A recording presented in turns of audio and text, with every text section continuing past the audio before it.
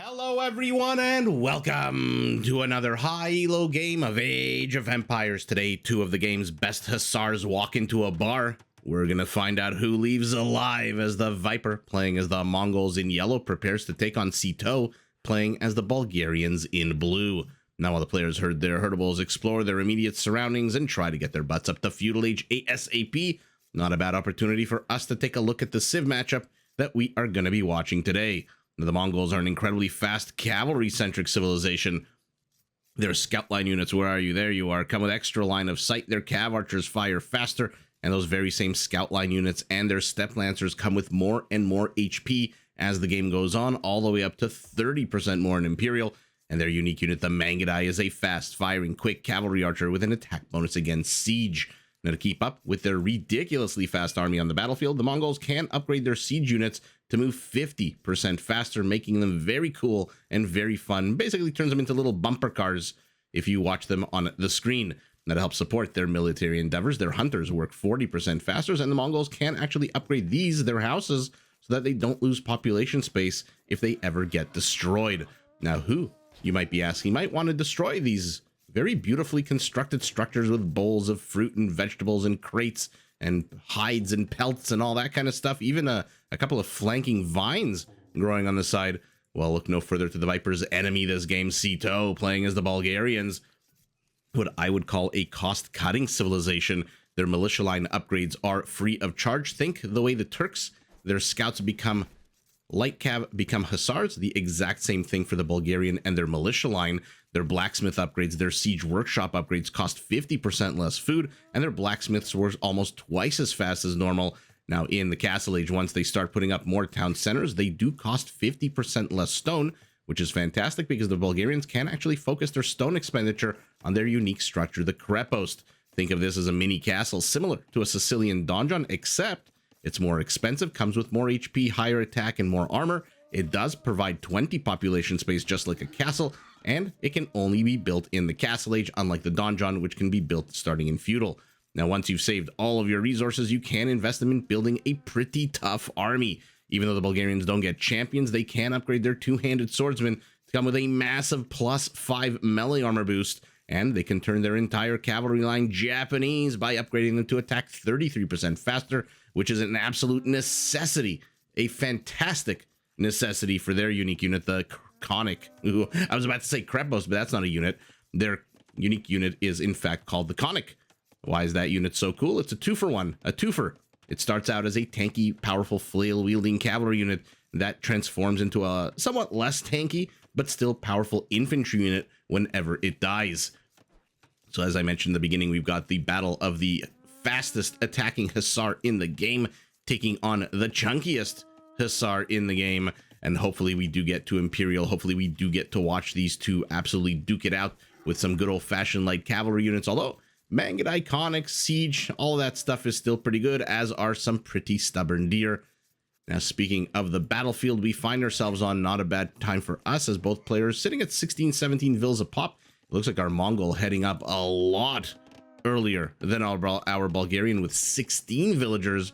Let's take a look at the attack path of the players. A bit of a forest situation right in the smack dab middle of it, but to the right, a big open hilly clearing. So whoever takes the hills in this game, remember, does get a 25% attack boost. And a little bit of a hill over here, but a big open plain right north of the Viper's base. Speaking of, as Sitaux is going to discover. Now, of course, he spawned over here, which means he's probably heading this direction.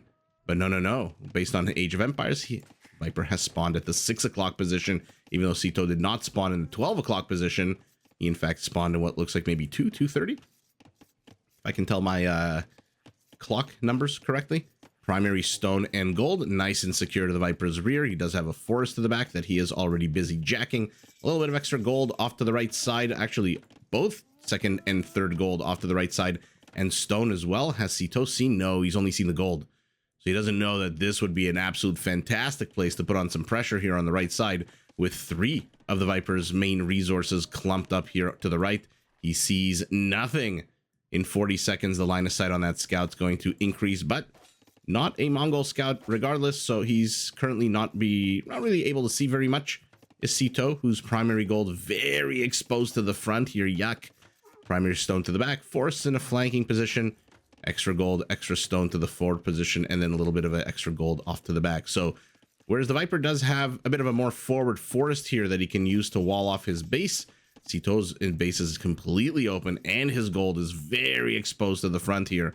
That being said, the Viper, with the resources clumped like this, I never really know how that's going to play out. We'll see whether Sitaux, who still hasn't discovered it, but has now seen the primary stone. Has he? Oh, he hasn't even seen the primary gold. Oh, man. Scout's line of sight is okay, but not great in the Dark Age. And in Feudal, it does increase, which means had he been moving the exact same path he moved down in the Dark Age, he would have absolutely have seen that primary gold. By the way, he is getting gangbanged here, 3v1 in terms of scout. What is our Bulgarian doing? Adding more scouts of his own right now.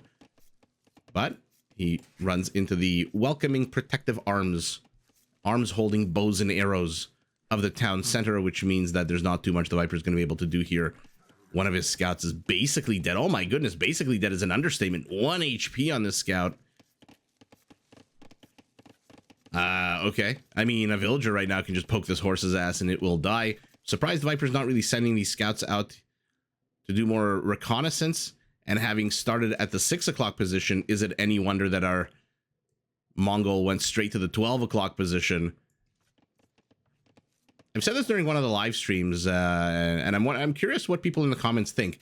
Despite all the, complaints people have about the pathing and the teleporting units and the Michael Jackson moonwalking units, and my personal favorite, the one that tried to run off the edge of the screen, I feel like the spawning locations are a little wonky in this game, right? I mean, any other RTS where the spawns aren't mirrored, where you don't know where your opponent is starting?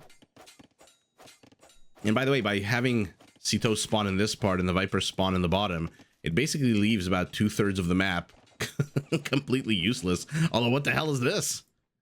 Look at the Viper putting an end to the age-old question of should you move towards the huntables. Missed opportunity. What a missed opportunity. Oh my goodness. Sitaux gets the first 2 kills of the game. One of them a villager.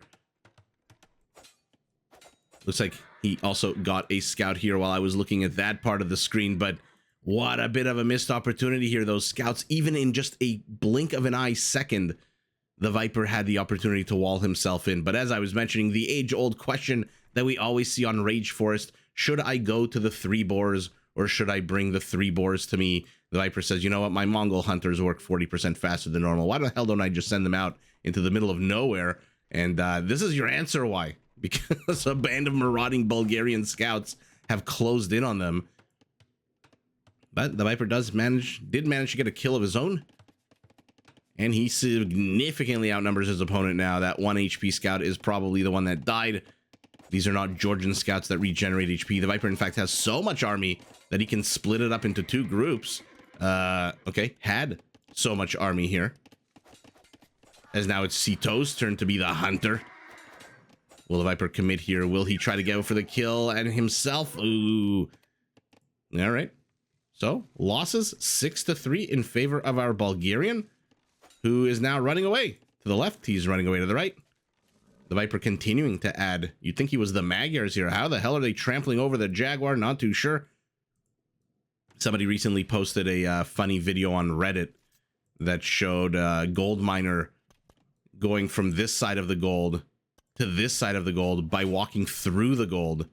So, like I said, this game, would we love it as much if it was perfect? Who knows? I'm sure there's a bunch of people screaming at their computers right now going, yes, yes, we would fix the freaking pathing.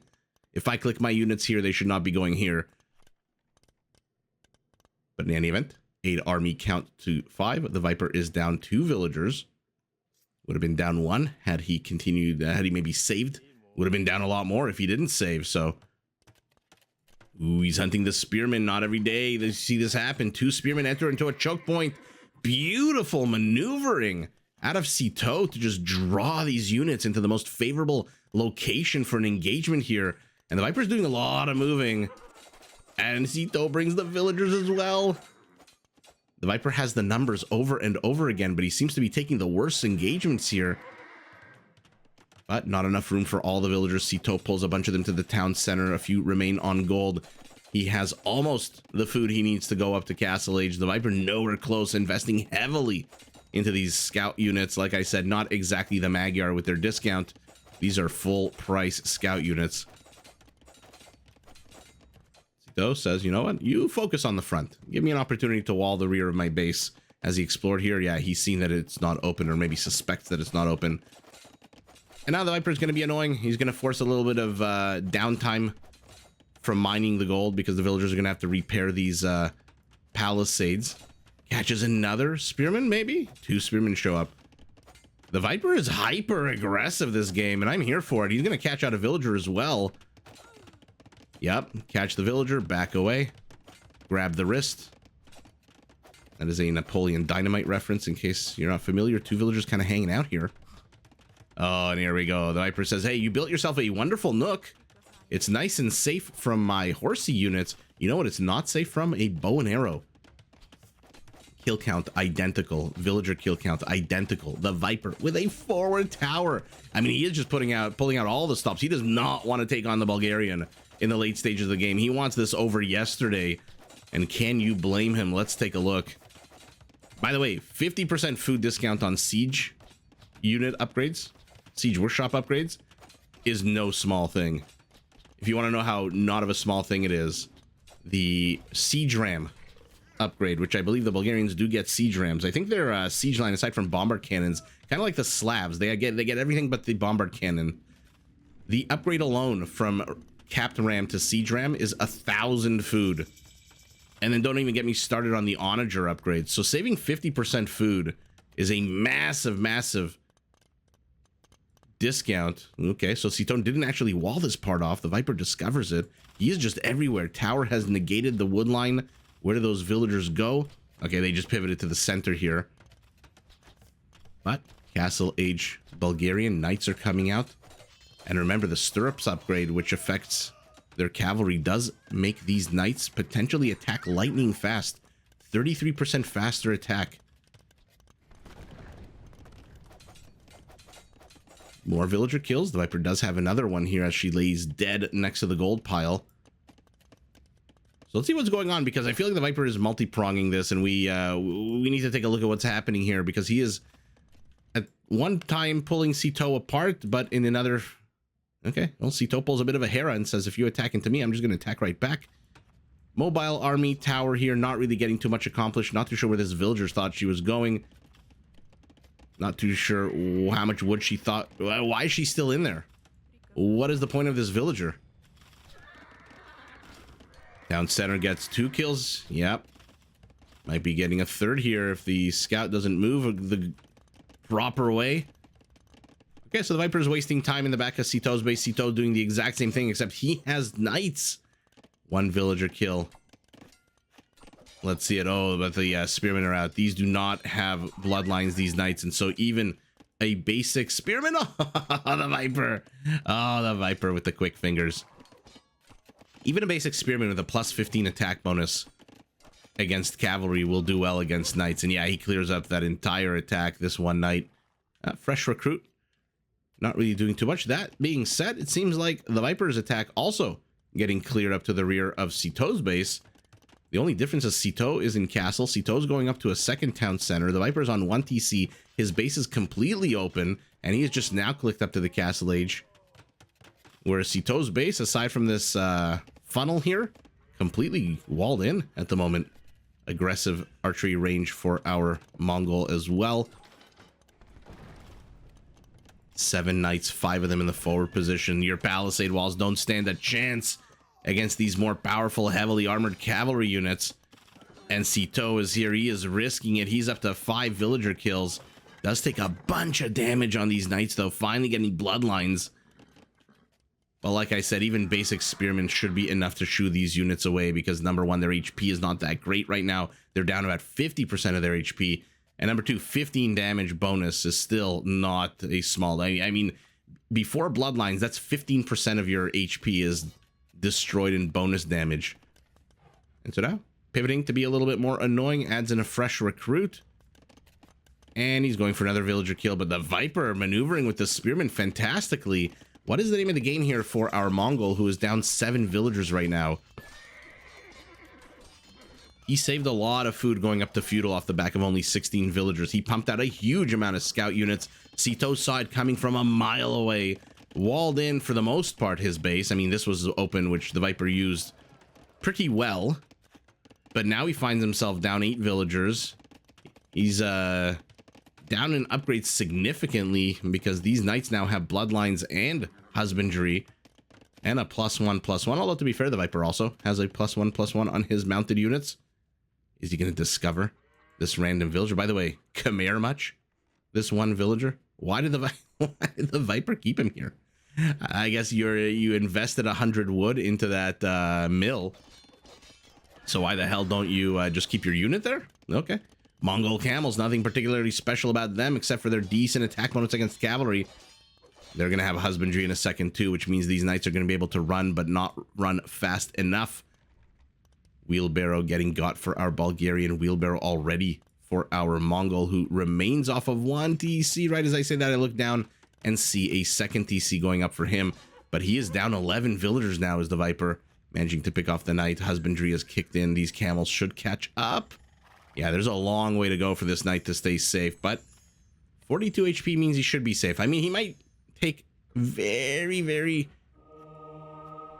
critical damage. No, they don't even get close enough. The monks shoo them away. But he will make it home now with this small band of spearmen. Iron casting as well. So Sitaux is just making his units as powerful as possible. And remember, every upgrade from that blacksmith costs 50% less food. So I believe actually, I think it should actually show it, right? Yeah, there you go. Food 138. Isn't that awesome? That is just a ridiculous amount of food you can save, which you can then use to pump out the flesh and blood mounted units, whether light or heavy of your choice. Camels, gonna try to bust into here. Sitau's gonna LOL, say, hey, you're not Hindustani. You're not gonna bust into here anytime soon. As that Krepost goes up to try to lame the tower. I'm assuming Sitaux, yeah, he's seen this with the night run by. Of course he has. I mean, at some point he's gonna have to see this. I don't know if he saw the farm, to be honest. I don't know if this is just a capture age thing or whether he actually saw the farm. Viper's monk gets caught out in the middle of nowhere, looking for them relics. All he found was death. That being said, Sitau's monk dies as well, but because the camels are weak as shit against everything that's not cavalry, he does manage to get the RNG in his favor, gets the conversion. And remember, camels come with attack bonuses against other camels, so managing to do a little bit of damage there.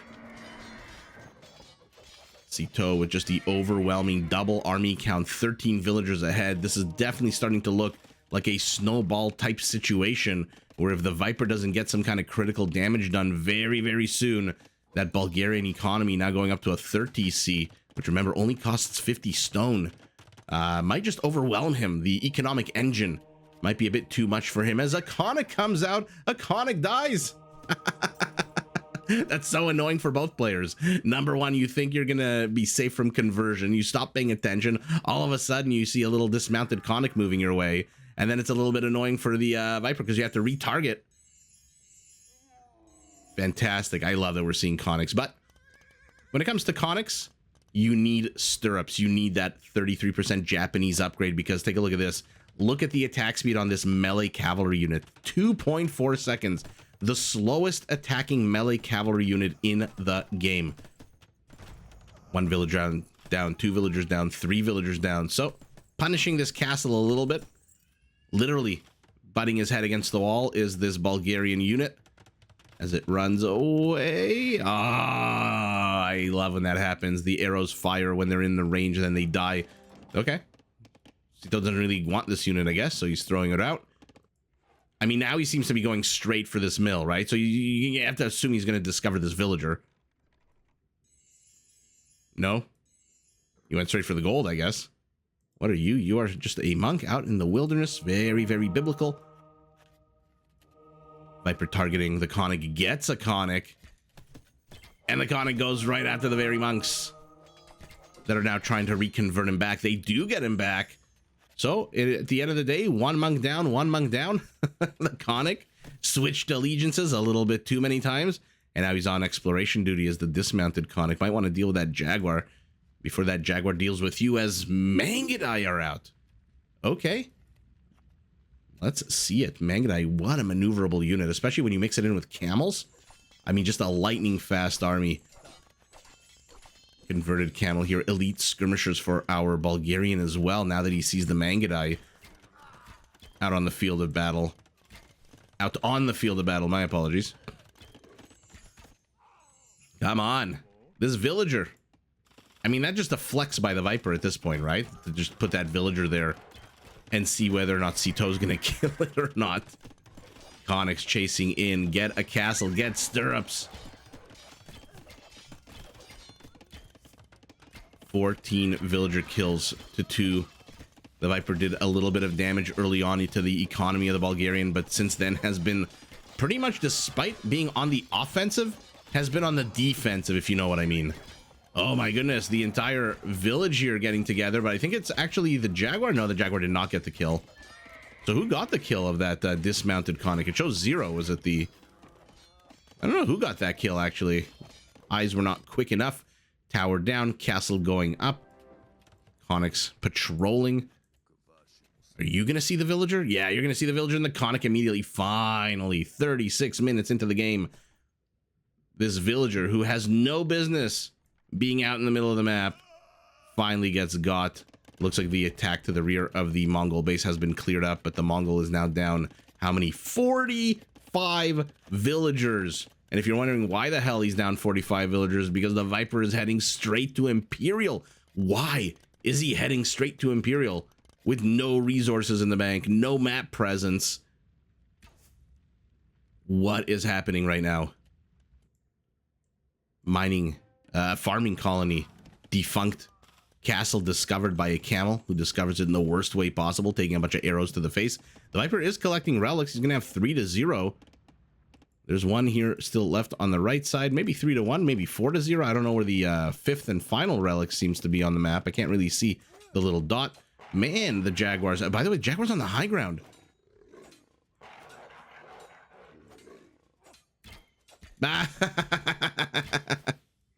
That is amazing. Oh, no. Kill the villager. Okay, there we go. That was really fun to watch.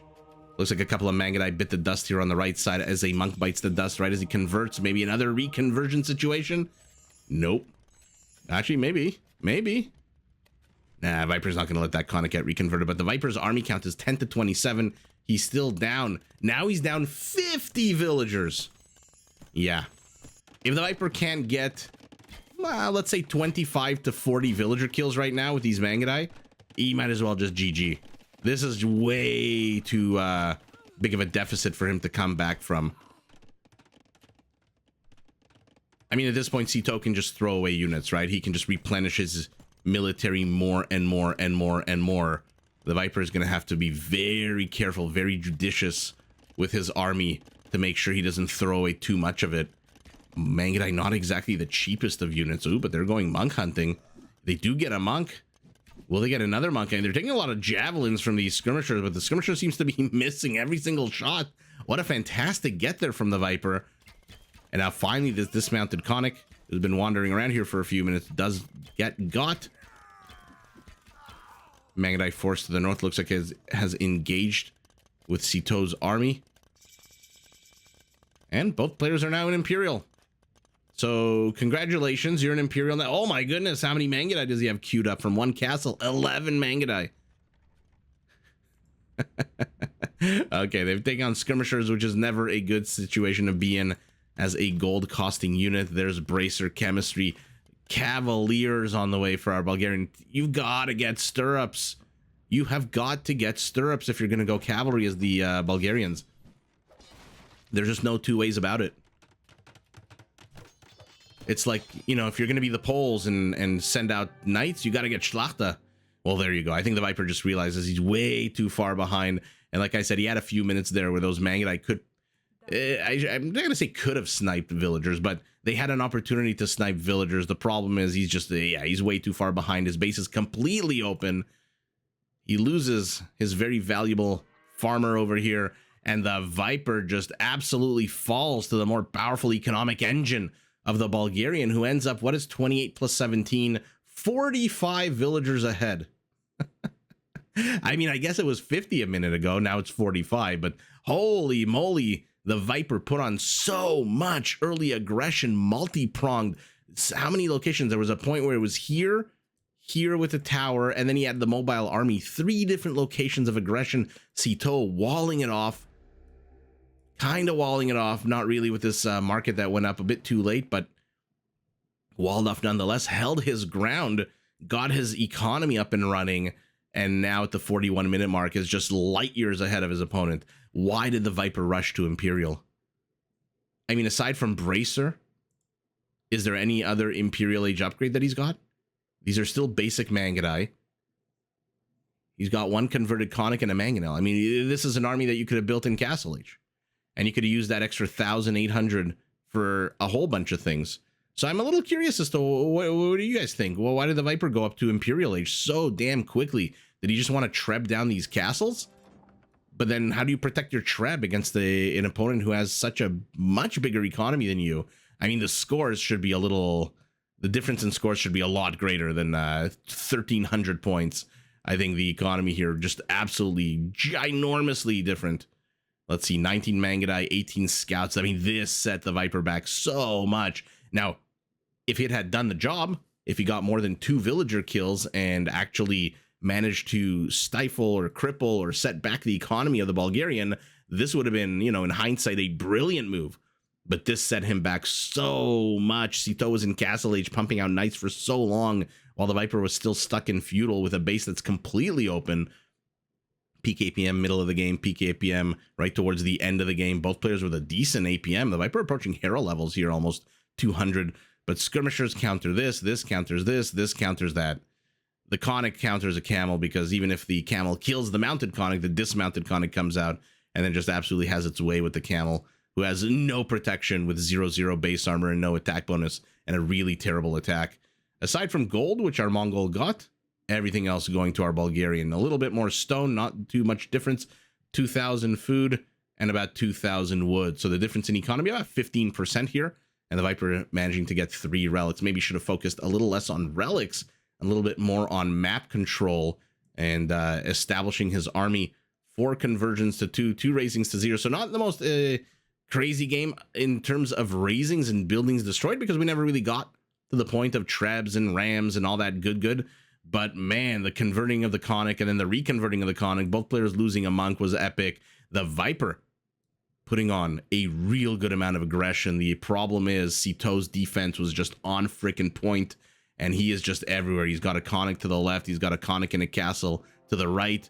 And now he's going to start pressing with an Imperial Age Bulgarian where, oh goodness, like I said, their blacksmith techs, their siege techs are just going to come in at a massive discount. And you can get drill all you want. You can make your units move 50% faster. But when your opponent can get to them first, doesn't really matter that much. And wow, farmer.